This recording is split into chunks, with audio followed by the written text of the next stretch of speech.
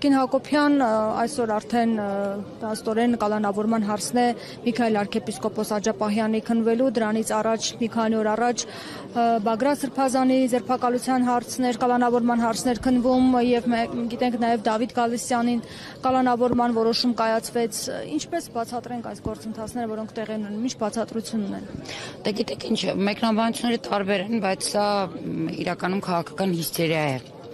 Ես չեմ ասի, որ դա անձնական հիստերիա է այս իշխանությունները, որտեղ իրենք հիստերիա չունեն, իրանց մոտ ամեն ինչ հաշվարկված է։ Եվ այն ինչի միջով մենք անցնում ենք, մեզ համար է դա նորություն, սա ծրագիր է, որը նոր չի մշակվել։ Սա ընթացք է, որի միջով մենք անցնում ենք։ Եվ այս ընթացքում միգուցե մենք շատ դեպքերում նաև չենք հաջողում, որովհետև մենք ծրագրին բնական է տեղեկացված չենք ու ամբողջությամբ չէ։ Այն ինչ որ երբևէ չէինք պատկերացնի, հիմա մեր հետ տեղի է ունենում։ Ես այսօր ամբողջ օրը հիշել եմ, որ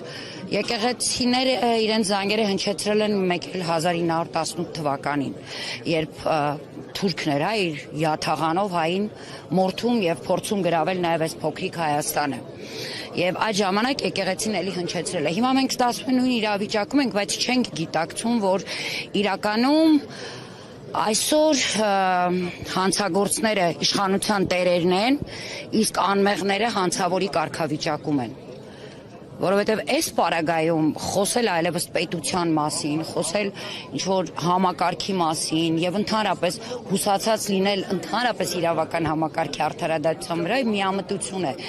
Այս ամենը տանում է նրան, որ այո, այսօր հիմա է Հայաստանում հեղափոխական իրադրությունը, երբ այլևս վերևները ի վիճակի չեն կառավարելու, իսկ ներքևները այլևս չեն ուզում ղեկավարվել այս կերպ, որտեղ այս կերպ մենք հստակ տեսնում ենք պետության ավարտը,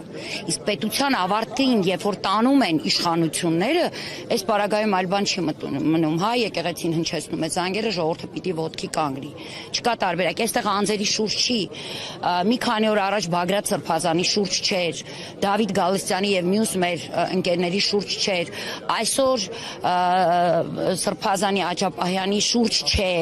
վաղը կաթողիկոսի շուրջ չի լինելու, սա հայ ազգի շուրջ է, ինչ որ տեղի է ունենում, սա կոտորած է բառիս բուն իմաստով, ես այդպես եմ ընկալում